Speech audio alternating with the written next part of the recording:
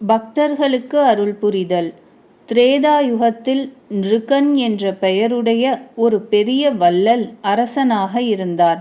அவர் தினந்தோறும் லட்சக்கணக்கான பசுக்களை அந்தணர்களுக்கு தானமாக அளித்து வந்தார். ஒரு நாள் ஓர் அந்தணருடைய பசு ஓடி வந்து மன்னர் நிருகருடைய பசுக்களோடு கலந்துவிட்டது. மன்னன் தவறுதலாக அந்த பசுவை மற்றொரு அந்தணருக்கு தானம் அளித்து விட்டார். அந்தணருடைய பசுவை எடுத்துக்கொண்ட பாவத்தால் மன்னன் நிருகன் இறந்த பிறகு பச்சோந்தியாக வேண்டியது ஆயிற்று. துவாரகாவிற்கு அருகில் ஒரு வறண்ட நீரற்ற கிணற்றில் அவர் மிகப்பெரிய பச்சோந்தியாக கிடந்தார். ஒரு நாள் துவாரகாவைச் சேர்ந்த சிறுவர்கள் சிலர் விளையாடியவாறு அந்த கிணற்றுக்கு அருகில் வந்தார்கள். வறண்ட கிணற்றில் மிக பெரியதான பச்சோந்தி ஒன்று விழுந்திருப்பதைக் கண்ட அந்த சிறுவர்கள் கருணை கூர்ந்து அதை வெளியேற்ற முயன்றனர். பச்சோந்தியை சிறுவர்களால் வெளியேற்ற இயலாமல் போகவே அவர்கள் ஸ்ரீ கிருஷ்ண பகவானிடம் ஓடி வந்தனர். பகவான் ஸ்ரீ கிருஷ்ணன் அங்கு வந்து அதனை கண்டார். அவர் ஒரு கையாலேயே அப்பச்சோந்தியை வெளியேற்றி விட்டார்.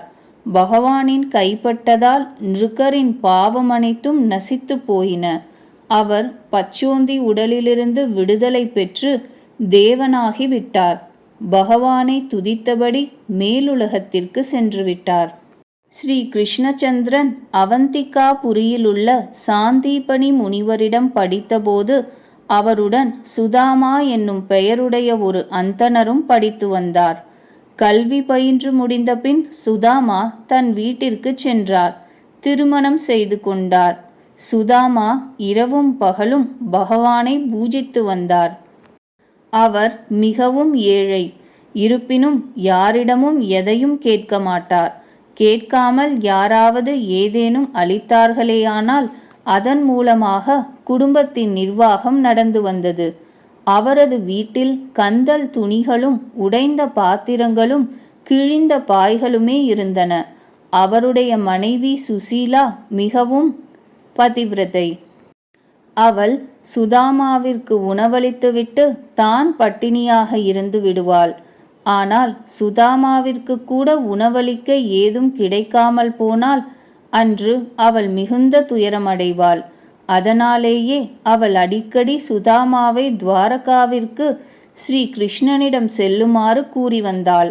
மனைவி அடிக்கடி கூறியதால் ஒரு நாள் கிழிந்த பழைய துணியில் மற்ற வீடுகளில் கேட்டு பெற்ற 4 பிடி அவலை முடிந்து கொண்டு சுதாமா துவாரகாவிற்கு சென்றார். சுதாமா ஸ்ரீ கிருஷ்ணனுடைய மாளிகையை அடைந்தார். ஸ்ரீ கிருஷ்ணன் அவரை கண்டதுமே ஓடி வந்து மார்போடு அணைத்து கொண்டார். ஸ்ரீ கிருஷ்ணச்சந்திரன் அவரை தன்னுடைய சொந்த கட்டிலில் உட்கார வைத்தார். தன் கைகளால் சுதாமாவின் கால்களை கழுவினார். துவாரகாவின் செல்வ வளத்தை கண்ட சுதாமாவிற்கு தான் கொண்டு வந்த அவலை ஸ்ரீ கிருஷ்ணனுக்கு கொடுக்க விருப்பம் உண்டாகவில்லை. ஆனால் பகவான் மிகவும் விலையுயர்ந்த பொருட்களையா விரும்புகிறார்? அவர் அன்பையல்லவா பார்க்கிறார். ஸ்ரீ கிருஷ்ணச்சந்திரன் தானாகவே சுதாமாவின் அவல் முடிச்சை எடுத்துக்கொண்டார். அதிலிருந்து ஒரு பிடி அவலை சாப்பிட்டு விட்டார். பகவான் ஒரு பிடி அவலை உண்டதுமே சுதாமாவிற்கு இகலோக பரலோக செல்வம் அனைத்தும் கிடைத்துவிட்டது. விஸ்வகர்மா எனும் தேவர் பகவானுடைய விருப்பத்தை அறிந்து சுதாமாவின் குடிசையை அரண்மனையாக்கி விட்டார். அவருடைய கிராமத்தை துவாரகாவை போன்ற நகரமாக்கிவிட்டார். அங்கு செல்வம், ரத்தினங்கள், யானை, குதிரை அத்தனையும் வைத்து விட்டார். ஆனால் சுதாமாவிற்கு இந்த விவரம் ஏதும் தெரியாது. துவாரகாவில் ஸ்ரீ கிருஷ்ணச்சந்திரன் அவரை சிறப்பாக வரவேற்று நன்கு மரியாதை உபசரணை செய்தார். ஆனால் அவர் வீடு செல்ல கிளம்பியபோது பொருள் ஏதும் தரவில்லை. சுதாமா பகவானிடம் யாதொன்றையும் யாசிக்கவும் இல்லை.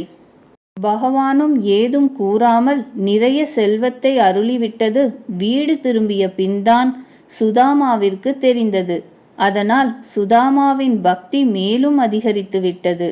அவர் முதலில் இருந்ததை விட பகவானை அதிகம் பூஜிக்கலானார். அக்காலத்தில் பகுலாஸ்வன் என்பவர் மிதிலையின் மன்னனாக இருந்தார். மன்னன் பகுலாஸ்வன் பகவான் ஸ்ரீ கிருஷ்ணனிடம் மிகுந்த பக்தி கொண்டிருந்தார். அவரது நகரத்தில் ஸ்ருததேவன் எனும் பெயருடைய பகவானின் பக்தரான ஒரு ஏழை அந்தணரும் இருந்தார். அந்த இருவரின் பக்தியால் மகிழ்ச்சியுற்ற ஸ்ரீ கிருஷ்ணச்சந்திரன் மிதிலைக்கு சென்றார். பகவான் என் மீது அருள் கூர்ந்து வந்திருக்கிறார் என்று மன்னனும் நினைத்தான். அந்தணரும் என் மீது கருணை வைத்து பகவான் வந்துள்ளார் என்று நினைத்தார். இருவரும் ஒரே சமயம் பகவானிடம் தத்தம் வீட்டிற்கு வருமாறு வேண்டிக் கொண்டனர். பகவானுக்கோ பணக்காரன் ஏழை என்று வேறுபாடு கிடையாதே. அவருக்கு தன் பக்தர்கள்தான் பிரியமானவர்கள். மன்னர் அந்தணர் இருவருமே பகவானின் உண்மையான பக்தர்கள். ஆகையினால் பகவான் ஸ்ரீ கிருஷ்ணன் இரு உருவம் எடுத்துக்கொண்டார். ஓர் உருவத்தோடு அவர் அரசனின் வீட்டிற்கும் மற்றொரு உருவத்தில் அந்தணரின் வீட்டிற்கும் ஒரே சமயத்தில் சென்றார். இவ்விதம் பகவான் இருவரையும் மகிழ்வித்தார். இருவரின் வீட்டிலும் சில நாட்கள் இருந்துவிட்டு துவாரகாவிற்கு திரும்பி வந்தார்.